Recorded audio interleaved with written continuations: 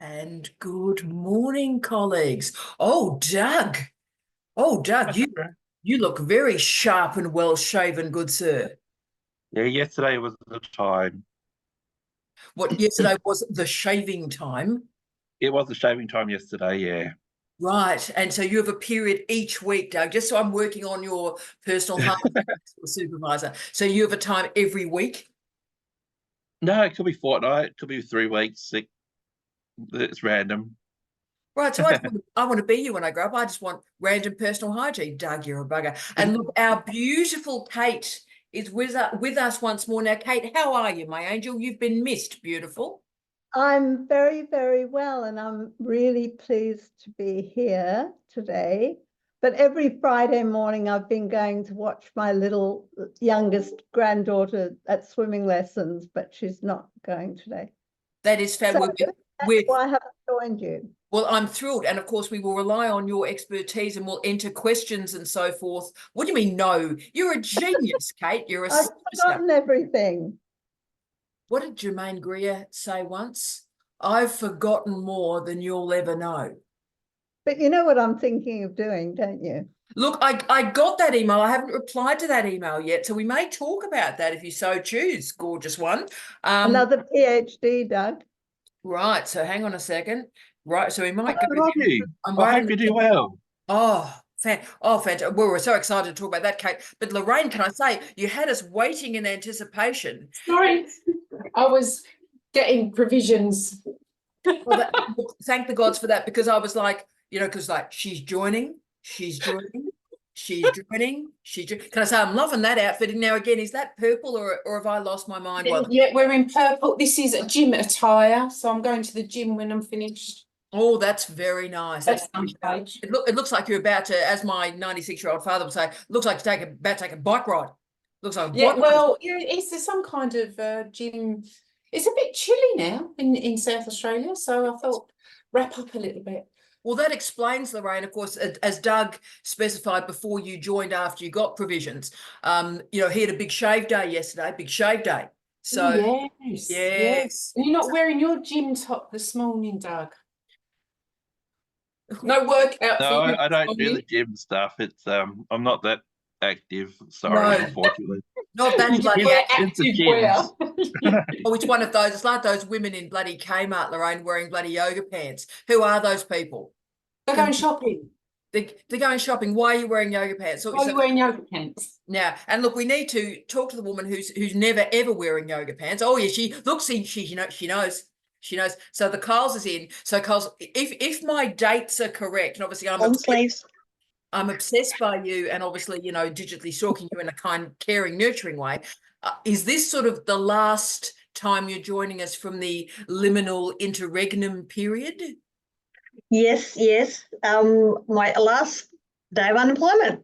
Technically unemployed this week. So yeah, starting on Monday. So We're so thrilled. And so we will sort of start there. We've got so many questions to ask already and answer, and we'll obviously open things up as we always do.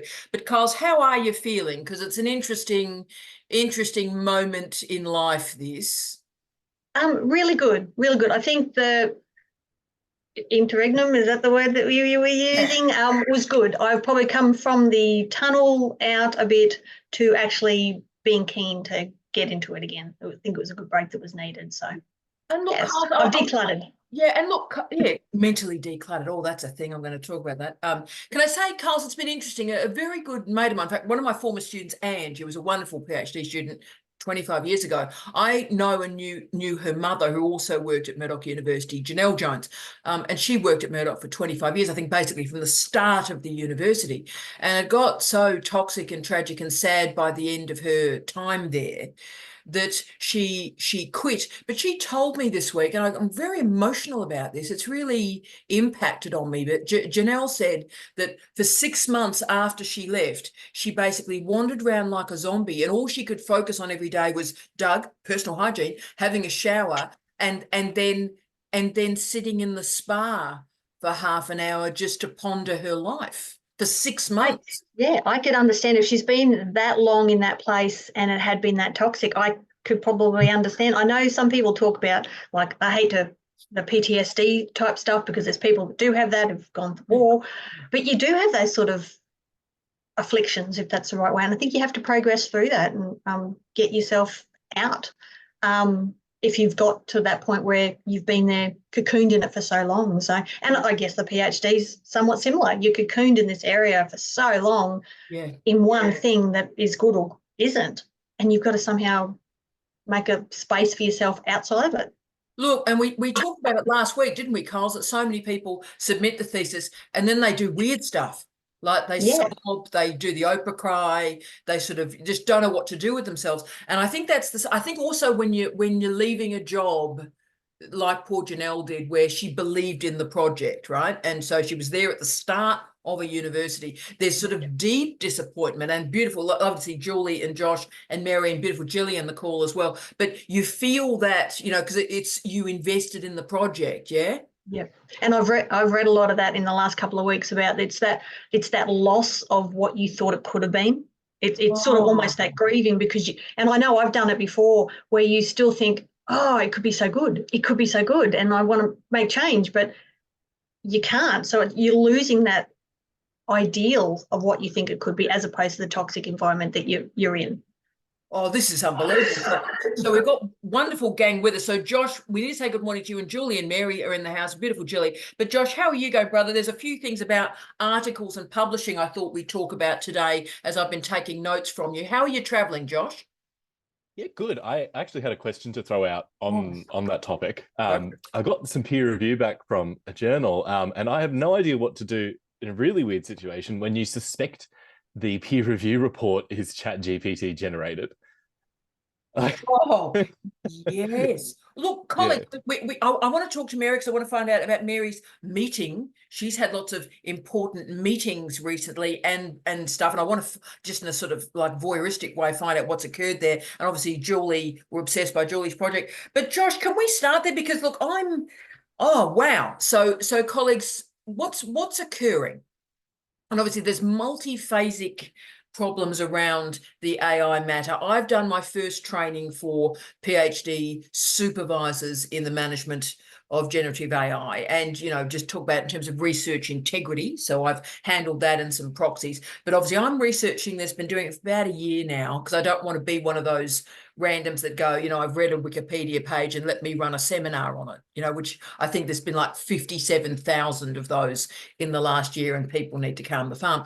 But Josh has just specified something really disturbing. So Josh, you talked about last week the challenge of writing articles, early career researcher, not old nanas like me, early career researchers, and being unable to get peer reviewers. And that impacted on me greatly, Josh. So because that's slowing the career down for early career researchers. But of course, the challenge and problem of that is generative AI is being used to write these peer review reports.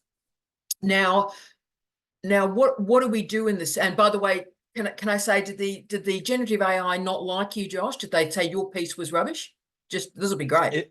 It was actually pretty good. So I guess would come out to about minor revisions, but it was just and so clearly not quite really on topic. Like it went by section, and it was sort of, this is a very beautiful piece. Oh, adding beautiful. in this would really make it even better. And then really I already had that bit that they wanted to add in. So it was a very positive thing, and I could get it accepted, but I'm kind of, like what's the quality of this journal now? Like what's my responsibility?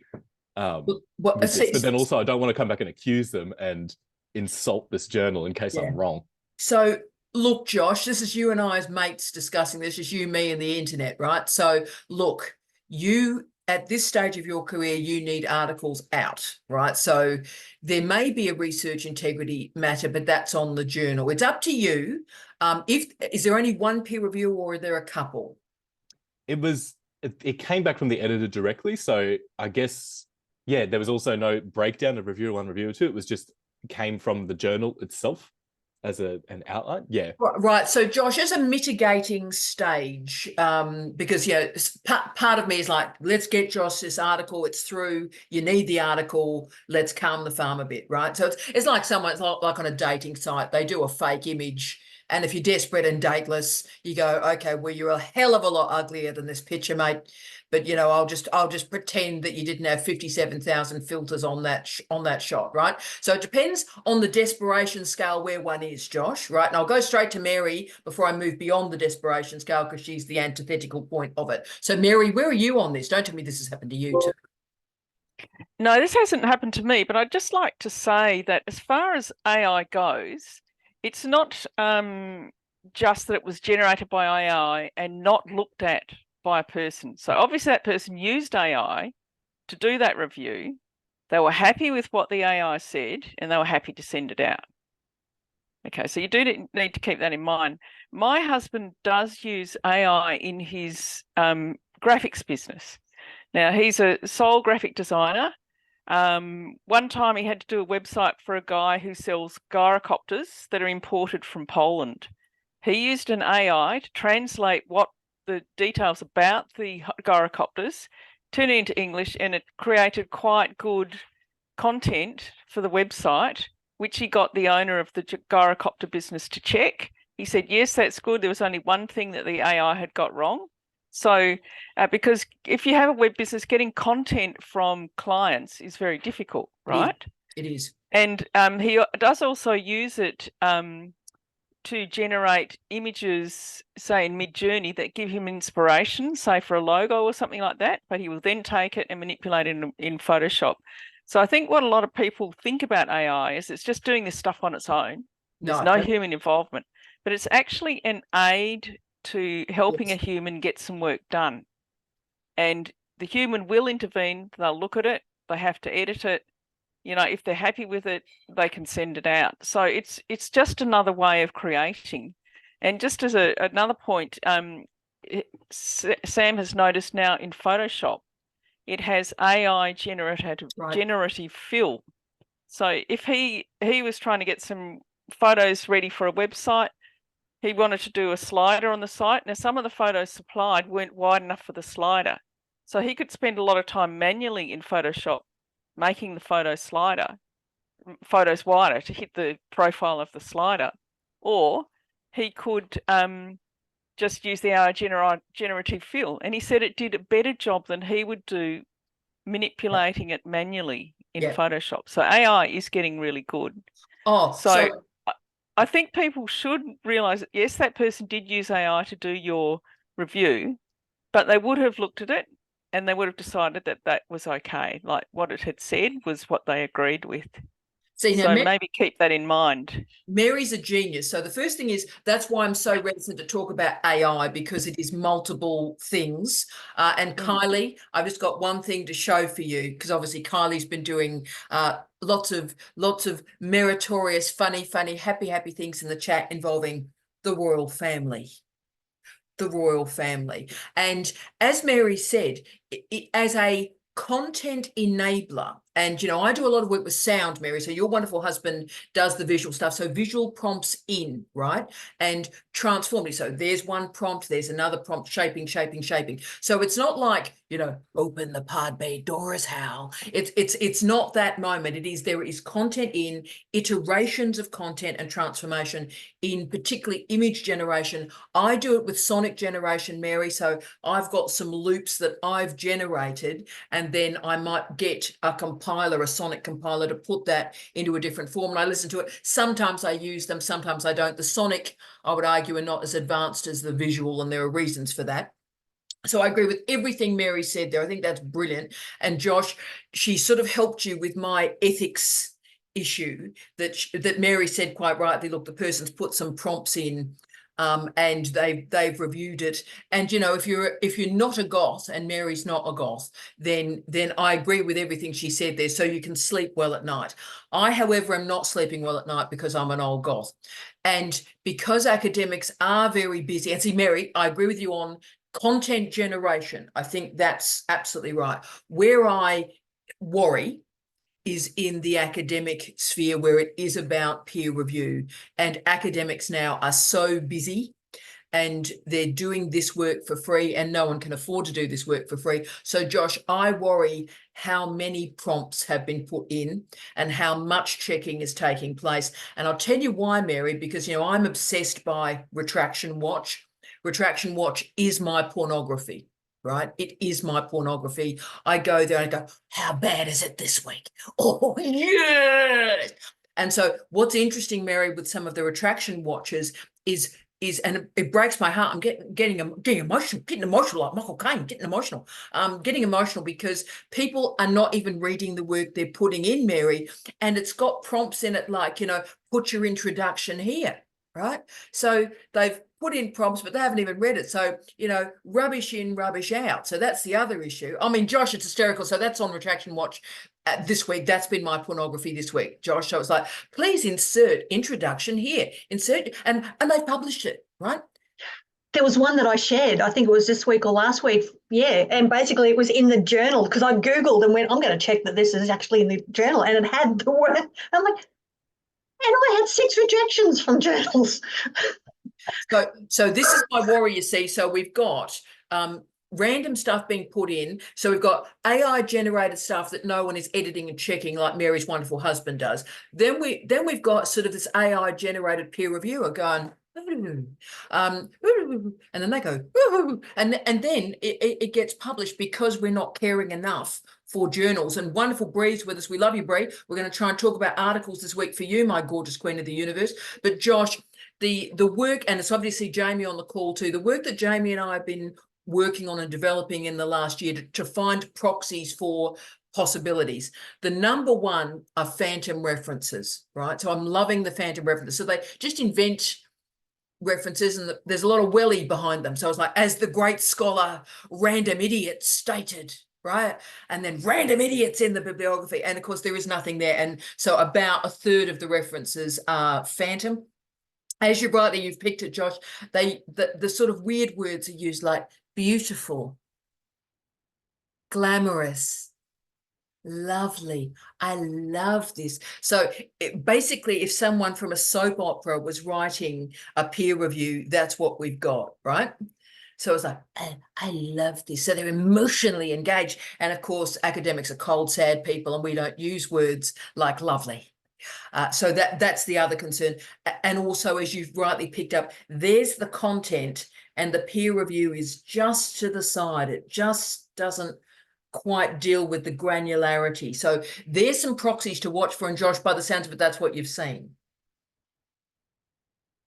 Yeah, just to give some context, because I think Mary's point is a really good one. That's a And great I'm one. very much stuck in the middle of maybe this is legit, maybe this is a Willy Wonka walkthrough experience. Like this journal, it's platinum open access, and it is edited outside of a country with English as the national language. So it's likely English additional language editors or reviewers. And so potentially they did have a solid peer review that has then gone through ChatGPT, and they probably did have some dot points on stuff to fix that's then just been, 1,000 adjectives have been thrown around it. But I'm not sure. And so my problem is I want to email back and ask them for kind of a more raw version of whatever peer review they've done, or ask for the original reviewers' reports or something. But it's I just think it's so rude to email a journal and say that I suspect that. Yes, I mean, Josh, how I'd handle it, and you're classier than I am, but how I'd handle it is I'd write back to them very enthusiastic, almost sort of mock ChatGPT. I'm so excited. I'm so thrilled. This is brilliant. I'm very excited about these reports so that I can action these reports at speed. Could I get a clarification of peer reviewer 1 and peer reviewer 2? And if a summary or a truncated version of the review's been presented to me, I'd really like to address the reviewer's commentary in their fullness. So if I could indeed get all of them rather than just the summary, and have the split between reviewer 1 and reviewer 2, so I can be respectful of the difference. I don't think that's rude. Is that rude, Josh? Have I just been rude? No, I don't think so. I think it's a good plan because it's just like there's a lot of bizarre context around this particular paper. Like the the journal itself, you know, it went way beyond the actual review time, and I contacted them multiple times and there was nothing, no responses. And then all of a sudden there's this. So yeah, I do want to ask them for that, because there is a small part of me where I think maybe they didn't actually go for review. So I do want to check it. Yeah. And I think that's a good way to do it. Ask them for a more complete version. And obviously, Josh, in these last couple of jobs I've had, ethics is sort of my bread and butter. So about 2 hours a day I'm spending deep in ethical thought and writing reports and stuff. So much more than I was as a more robust, freewheeling Bob Dylan academic. This is sort of, you know, I live in the dark space, right? So that means I tend to, and it's terrible, you know, I've always been a bit of a goth and assuming the negative, but when you see the worst every day, you tend to assume the worst, right? But I just, for my own well-being and my own research integrity, just have one step to get a confirmation or a vibe on it, and then you'll feel better. And look, bad stuff may have happened, but you've had a go at getting granular further information. Good on you, mate. That sounds good. Thank you. Oh, you're what a great way to start. So Kate, straight in, talk to us, Kate. Some of you may remember that last year, sometime maybe September, October, I'd submitted a paper to the Asian Journal of Medical Sciences. You did. And a reviewer completely changed my grammar, changed the meaning, and I pulled the paper. I didn't want it published because it was wrong. He had no business making any changes, but I did contact the editor directly, who I'd had a good relationship with for many years. He's published my papers before, and I have reviewed research papers for him. And he never apologized, but I think he must have been really embarrassed knowing that one of his reviewers had made so many changes that altered the meaning of my paper. And he eventually, actually very quickly, accepted the paper that I wanted published, and he published it on the 1st of January. Wow. So I think an editor should be open to questions from writers. I think that's a good thing. Oh, look, I do too. And we all want this beautiful peer review process. But of course, yeah, the nature of the late capitalist university, Kate and Josh, is that there's no time, there's no payments. It's just a train wreck. So in the old days, when a bunch of people like me and like Jamie were on tenure, then we would be of service to the profession. And we would do that work for free, and that was part of the story. But now no one has this sort of stability. We've got a bunch of people, you know, that are basically hanging on to academic life with their fingernails, and they need paid work. They don't need to be spending a couple of hours every week doing a peer review. And of course, Josh, this is now what's creating this particular debacle. Oh, I just get a nod. All right, yes. Jamie, just before I go to the wonderful Kate and multiple PhDs, anything about the harder end science, experimental science and AI peer review? Because in my sort of field, if someone hasn't read Baudrillard, I can pick it, you know, like, you sad person. It's like, well, you said hell, open the Bay doors, hell. You know, you can pick, you have no idea what Baudrillard is. You need to go away now. But what would be your tells in experimental sciences, mate? So for the most part, it'd be about technical specificity, right? Proper language, proper use of language, because we can, well, in physics in particular, physicists tend to be the most pedantic, but scientists generally tend to be very pedantic about the language used to describe what's happening. And AI, I don't think AI is yet sophisticated enough to be able to impersonate someone who has a deep understanding of things. But it is interesting to contemplate this conversation. I do remember seeing the article where, you know, the first line of the introduction, I mean, you know, if it would be possible for someone to hide something deep in an article, you've got to read most of it to find it. But in the very first sentence of the very first part where it's introduced and you go, there's clearly a serious error here. How the hell did that get through, right? And I'm on an editorial board of a journal, so I sometimes have to deal with articles where there are all kinds of things and problems and so on. And the editor, write to the editor, right?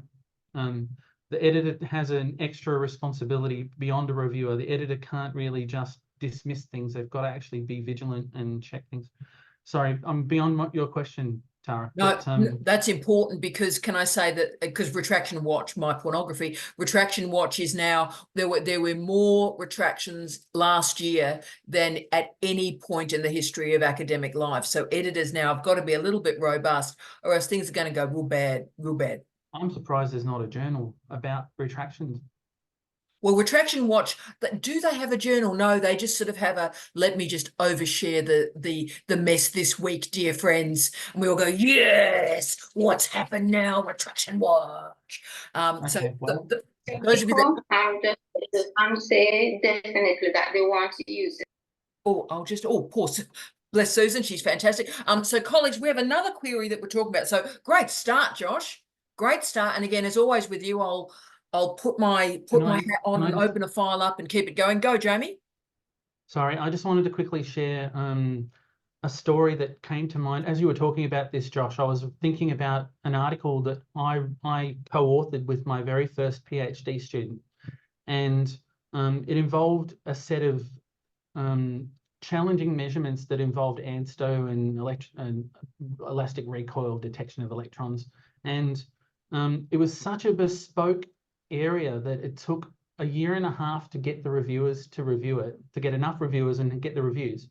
And then after a year and a half, and they finally gave us the comments and we made the changes, I resubmitted it to the journal. And then I got an automated response the next day saying, our computer has determined that the quality of the language in your document is not sufficient for this journal. And I kind of looked at it and went, you've got to be kidding me. The number of things I've reviewed in my life, which have been much, much lesser quality, it was almost like the computer matched its decision with the wrong article. But anyway, we decided to just go, look, this is ridiculous, because it took nearly 2 years, and then the day we got it to the point where it should have been accepted because it was minor changes, we got rejected by the journal, right? Yeah. So we submitted it to another journal, and within 4 weeks it was published. Yeah, and see, so this is the kind of thing. This is the kind of thing that's happening now, where machines are making the decisions and doing the thinking.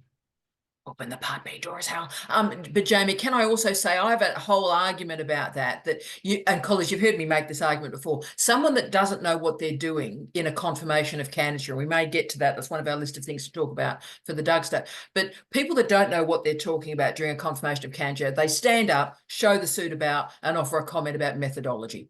Right? Because I don't know anything about the content, the theory, the research, anything at all. So let me just show the suit around and say, I'm not convinced by the methodology, right? Okay, and you could pick it as day becomes night, some random's going to do it. Hello, it's on my bingo card during a confirmation card. Yep, the random's got up. Yep, let's talk about. I'm not convinced about the methodology. Bye, Felicia. But in journals, for me, my bingo card is when someone said, this needs to be edited by a native English speaker. Right. And so that's now on the bingo card, and that is used about 1 in 2. They've got no sense who the human is. They just put that in. Now, firstly, the whole idea of native speaker worries me anyway. I think that's a really problematic adjective and noun.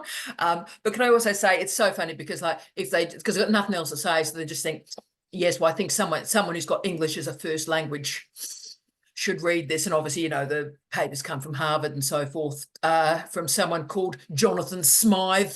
And I've gone, yes, someone with English as a first language needs to assess that. Absolutely. So just I think, monitor that, because as Jamie said, I think there's a plug in and play element to some of this. Fantastic. Now let's get to our conversation. Lovely to have Sophia in. I just need to just check in with Sophia. So Sophia, darling, how are you going? Are you well?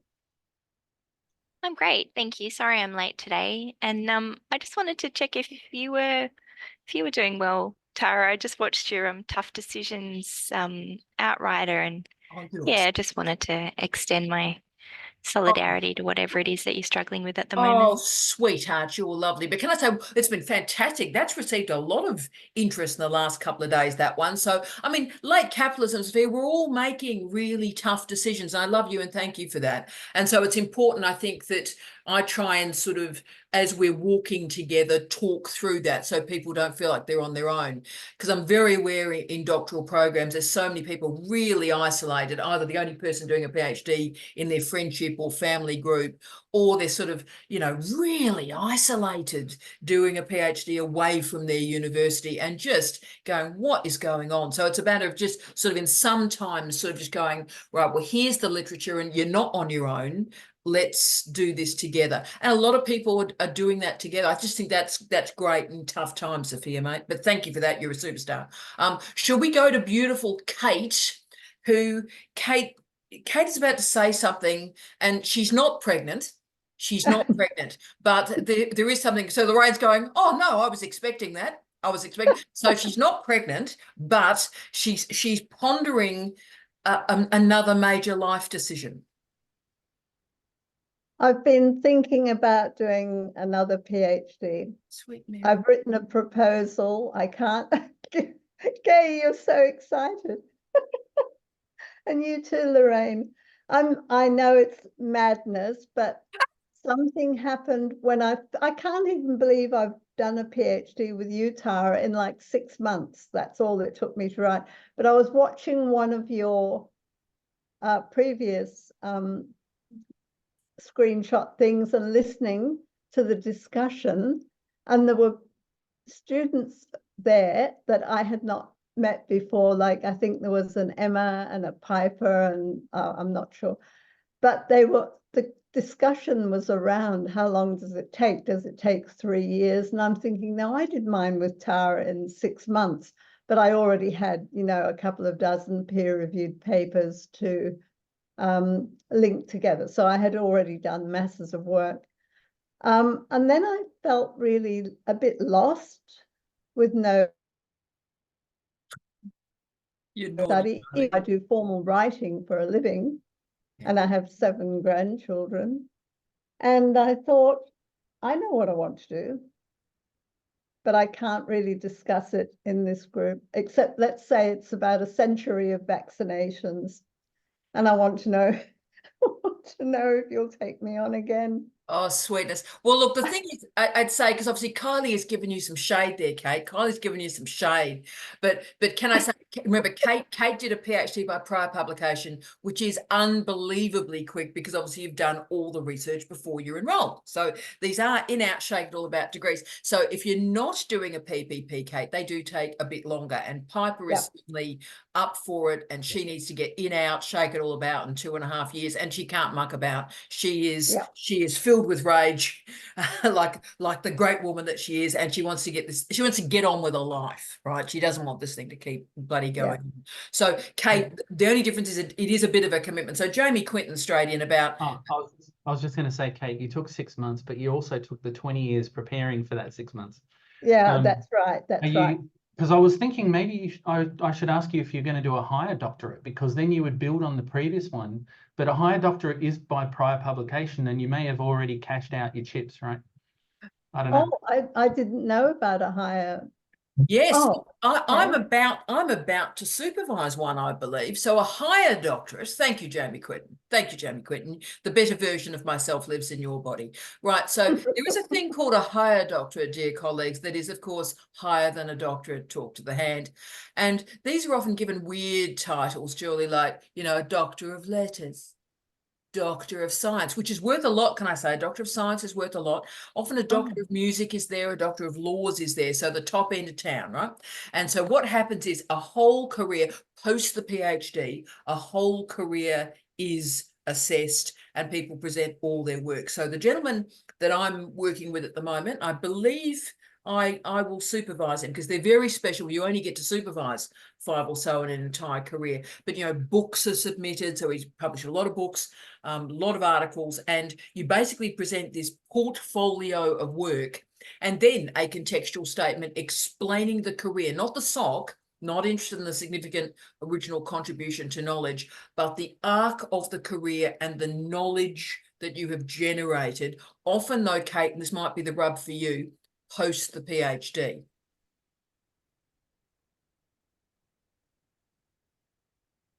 Okay, yeah, I do have to think about this a lot because I know it'll take time, but it's actually why I'm interested in vaccinations, and I only became really interested in those at the beginning of COVID and started researching everything, but also looking at my own history of being in an iron lung with polio when I was a little girl. It's Right. vivid. It's absolutely and I was written up in an East African newspaper, and I'm very involved with a worldwide group of post-polio people. are. That's when we get older, Yeah. and our physical abilities go right down. Many of I'm nothing compared to some of the people I've met in in Canada, Europe, all across Australia. We have a huge group of post-polio people who are Yes. suffering really badly,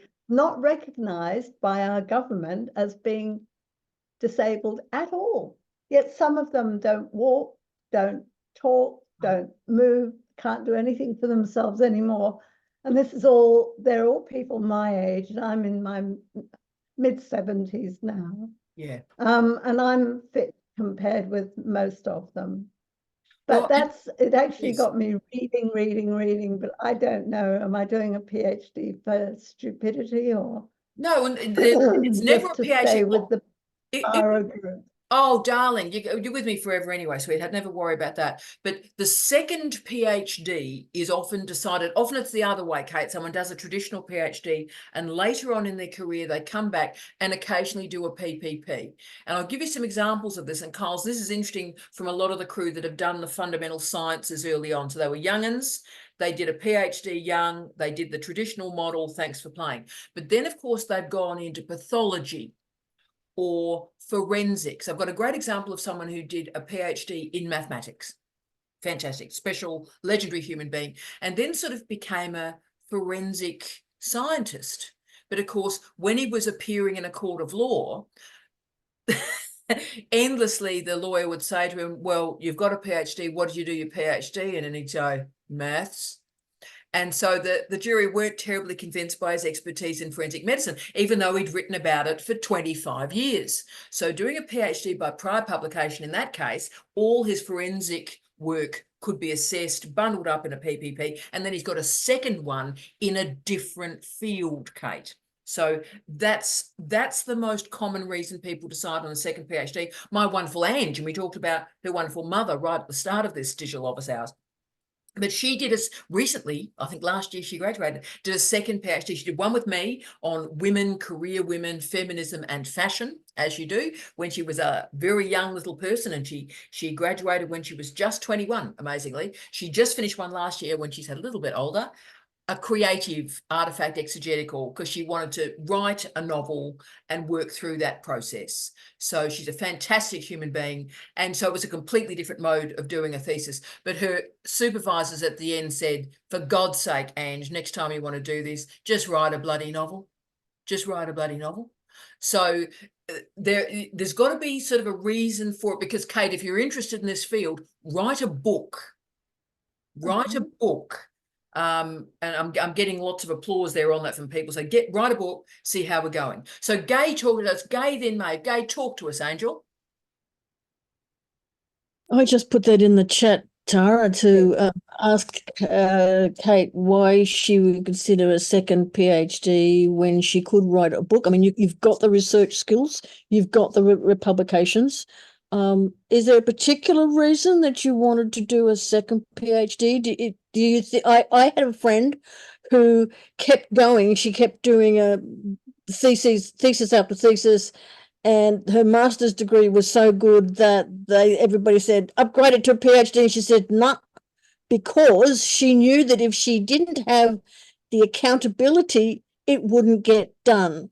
So I'm asking you, Kate, is there a particular reason why you, and I'm all for it, why you wanted to go for the second PhD rather than publish a book? No, I mean, I published a book last year on aged care and dementia. And no, that's a good idea. That's a much better idea. Write a book. Okay, done. I won't do another PhD. And darling, if you want accountability, then have accountability with us. And every Yep. Friday, we are pretend this is your accountability session, for the PhD, but it's not the PhD, it's the accountability session for the book. Let's do that. Right. I can do another book. I've written a few. Yeah. Most of them are out of date now anyway on Amazon. But the one I had published last year, I'm very happy with. And yeah, okay, a book. Thank you. Ponder that, and we'll return to that. And can I say, Jamie and I are both in the market. Jamie and I are both thinking about higher doctorates. It's one of sort of Jamie's dreams. He's just about to finish this. I just put the word damn in front of it, Jamie, for which I apologize. Just about to finish this damn Master of Leadership. He's on the final assignment in the final subject. You poor person. I feel so sorry for you.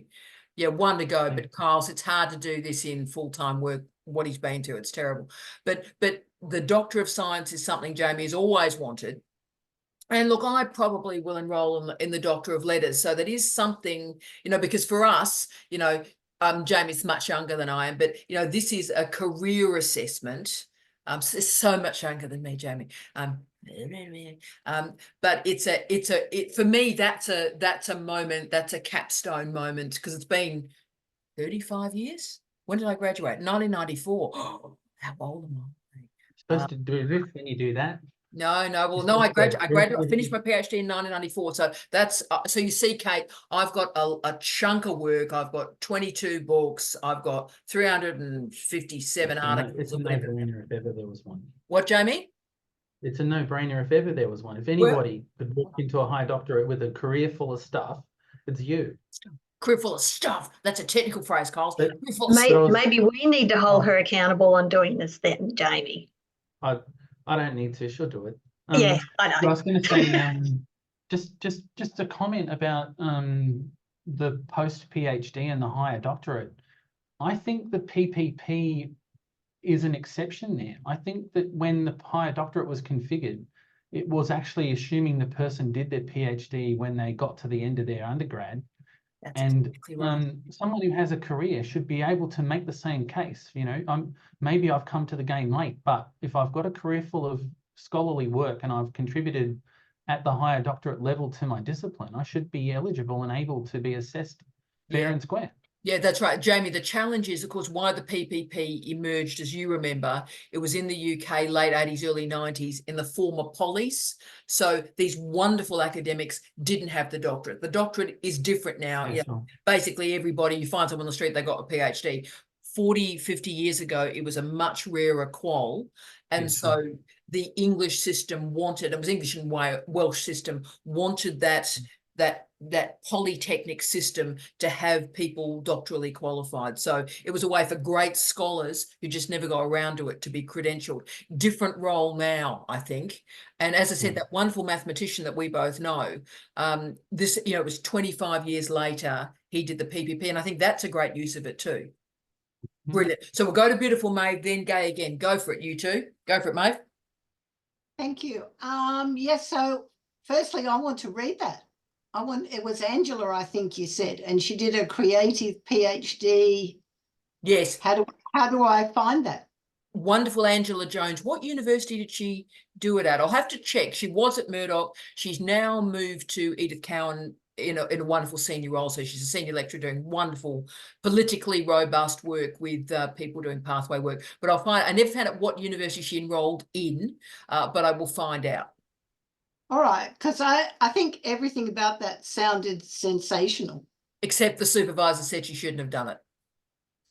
Oh, yeah, well, supervision's hard. Being a so-called student is hard. So a lot of hard roles going on, except, of course, if you're Kate and do it in 6 months. But, I love Gay's idea, and I think it's fantastic if we all hold each other accountable for whatever it is. Yeah. Oh, no, look, that's why we're all here. Wherever we're going through, darling one, we just get together. And if we're having a bad week or we're having a good week, Sophia is our candle in the darkness. She is a very special talisman in our lives, and she's been through a lot, and she reminds us of robustness. So Sophia is very important to us. So anything else, Maeve, to beautiful Kate? No, just throw in, go Jamie, you've got this. What, Jamie? Poor bug. It's a terrible, what he's having to do is absolutely terrible. Absolutely terrible. Incredible. We go to Gay, then Kate, then we might move to the Dougster for our homework, shall we, Dougster? Let's move to Gay. Beautiful Gay, talk to us. Thank you, Tara. I wanted to ask the question about, you did say at one stage that Kate couldn't do a PhD by a second PhD by publication. She had to add to her current portfolio. So how long are you thinking that the publishing career should be? 5 years, 10 years? Does it need to be 25? Oh, for the higher doctorate, yeah. So most regs around the world, Kate, for the higher doctorate, and most universities don't have them. A few universities do. And that's why it's rare to have the opportunity to supervise them. But yeah, Gay, the regs mostly say the earliest one can do a higher doctorate is 5 years after the PhD. But Okay. I would argue it's probably not a hugely competitive. You know, you're comparing Jamie and my career doing a higher doctorate to someone that's 5 years out of a PhD. It's not really the same beast. But the regs say, here's your PhD plus 5. That's a higher doctorate. So, okay, thank you. Okay, I'm 20 years post, so that's good. Yeah. But how many publications kind of would you need to be submitting?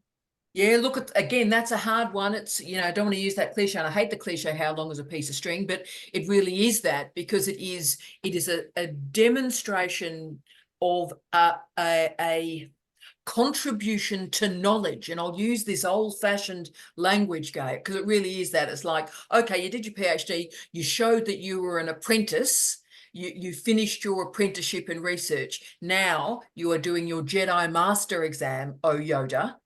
Are you a Yoda? So you need to show scope and scale, authorship, research integrity, academic integrity, and that you've actually had a contribution to shape the trajectory of knowledge. So, you know, what I would do, and this is a great question for me, you know, I've sort of parked it while I'm in this sort of liminal moment at the moment, but I would say, I mean, I would probably enter 10 books and probably about 50 articles. I would pick and mix, but I think, but they've got to tell a story. Again, of course, for a career like mine, where I'm bloody everywhere and writing on everything, I'd be selecting firstly on quality and, you know, stuff, you know, pseudo proxies, but also what tells the story of the contribution to knowledge. Does that help? Yes, thank you. It does. I think Go, it's Jamie. important that I think it's important. So when I'm supervising a student, and Tara's heard me say this many, many times, your thesis is defined as much by what you don't include as what you do. So when it comes to a higher doctorate, if someone says, how many publications do I need? And the answer is, say, 15, and you've published 15 career publications, you're making life challenging for yourself, because you'll include everything and you won't be leaving anything out, right?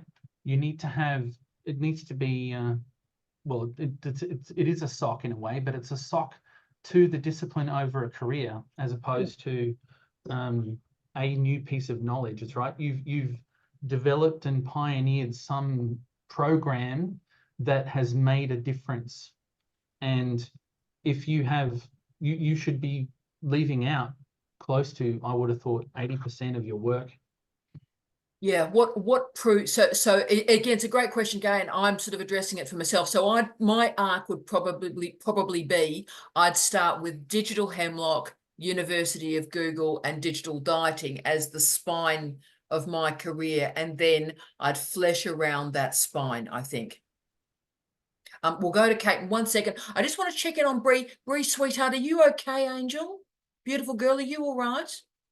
I'm well, thank you, Tara. Oh, darling, you're very precious to us. Now, the trouble we've got, and Brie, I hope you can join us next week, because we've got a Doug one to do. I've got a pile. Oh, I'm not sure, because I'm on holidays as of Monday. Oh, darling, it doesn't matter. Just so you know, I've got all your homework for the refereed article. So Josh and I might do our session for you next week on the article and dissemination. I'd hope we get to it today, but I don't think we will. So Brie, any further instructions you want to give me and to Josh, you send me an email email before you go on holiday, and I'll keep going because I've got notes for that. So you're a star, Bree. Bless you, darling. Let's go to Kate, and then it's Doug. It's Doug time. So Kate, talk to me, Angel.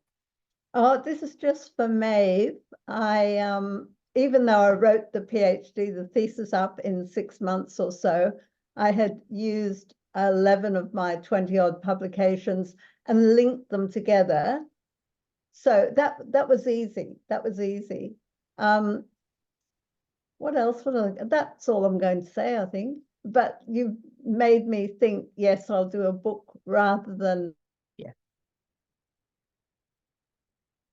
Yes, I mean, Kate, degrees are great. About it. Yeah, degrees are great, and I've done a lot of them, but I tell you what, there's nothing more remarkable. The feeling that you get, I mean, maybe it's just a weirdness from my behalf, but the books mean so much more to me than the doctorate. And yes, my doctorate experience was sharp, short, shiny, horrific, and I didn't have a supervisor, and, you know, so did it. You know, got 3 1s and stuff. Yeah, it's fine. Plenty of articles out of it, but I really don't care about that at all. That was a minor moment in my life. And the books, every book is a punctuation point of my scholarly life. You're a legend. Fantastic. Now I'm conscious we've got probably thousands of questions, but the Dougster, who is actually shaved for this event today, so this is actually really important. Now Doug has been asking some questions, and we've been talking about it through the week about the milestone document. So Doug, as we all know, enrolled about 3.5 seconds ago, and he's opened up his confirmation of cancer document to start that. Lorraine, I know there's eager and there's you eager young man. So Doug has a confirmation of cancer document. He's seen a few confirmation of cancer documents and he's working on it. It's literally his working document. So we're terribly proud of him. And so Doug's read a couple. Now I've written some things that I would like to see in a milestone document, but Doug, do you want to flesh out what you're doing and the questions and what's worrying you and what's going well? Well, it's all hickledy-pickledy. Is that the word? That's the word. So. Yeah. Because what I gave you last Friday, I have, if you found it. I found it. If I've since pushed all that down and restarted up the top with new headings. Nice. And started populating those areas with bits from down below and up, putting them up above. So it's sort of a dog's breakfast, if you get the point. Look, I do.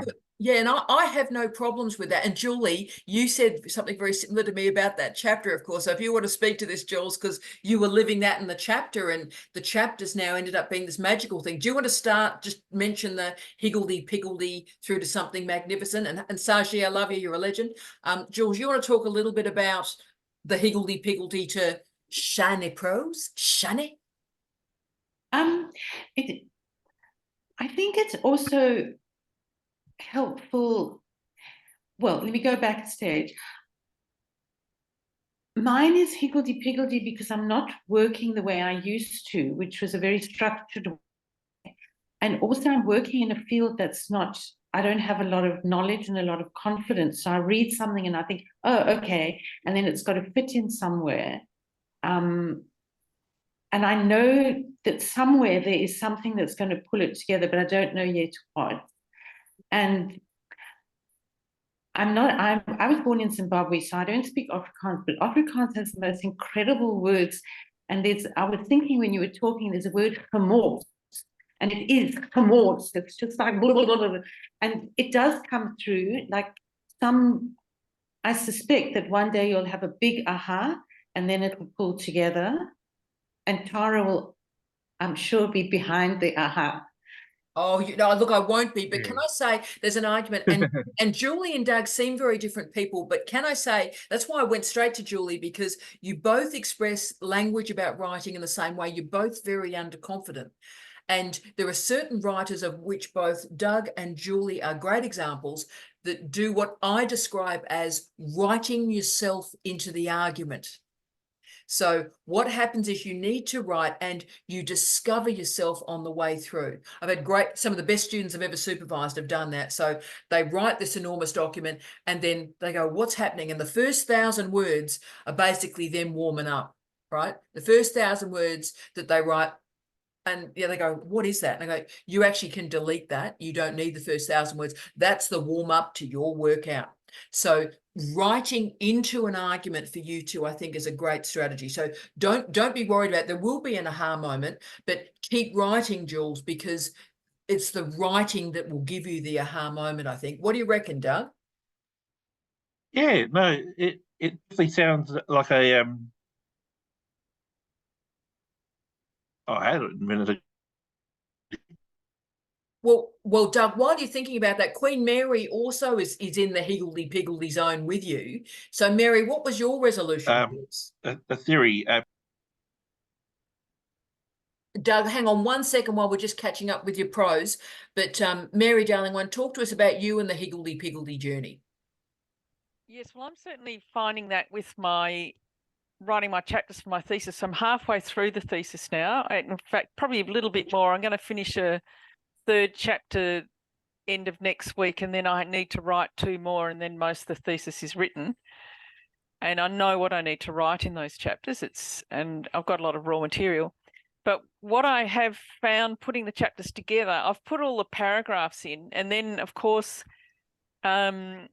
my supervisors pointed out, look, you're not doing topic sentences. I thought, oh, right, yes, Tara talks about those. So I looked at a video and I thought, yes, very good point. So now I have done topic sentences for every single paragraph, and I bold them, and then I take them out and put them in a separate document, and I just read the topic sentences and see if it makes a flow and makes sense.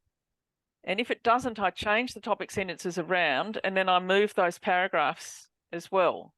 And I also do check that I haven't got, like if I try to do a topic sentence for a paragraph and the topic sentence has to mention 3 things that don't relate to each other, obviously the content of the paragraph is not right. It needs to, that some of those sentences need to go somewhere else because they go with the idea in another paragraph. And also it helps make obvious when I'm looking at the topic sentence flow in the separate document, it's clear which paragraphs don't belong. It's just a random idea. I thought, oh, and there's this, and it doesn't actually add to the argument, and it's kind of distracting from the argument as well, and probably belongs in another chapter. Brilliant. So that's what I've started to do. It's sort of like very mechanical, I think, but I do think with writing, you have to work on it. It is a craft, like Tara says in videos, and you have to work on it, and you have to learn how to make sense. You know what you want to have to say, but you have to make sense to the people reading it who don't have the same knowledge that you have about the subject.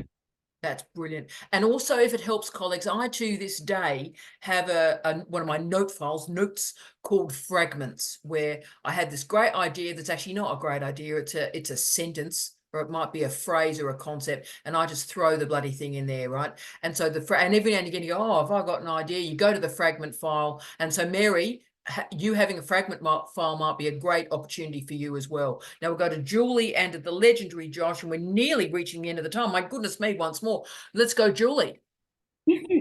Just another thought for Doug, and I don't know whether it'll work for you, is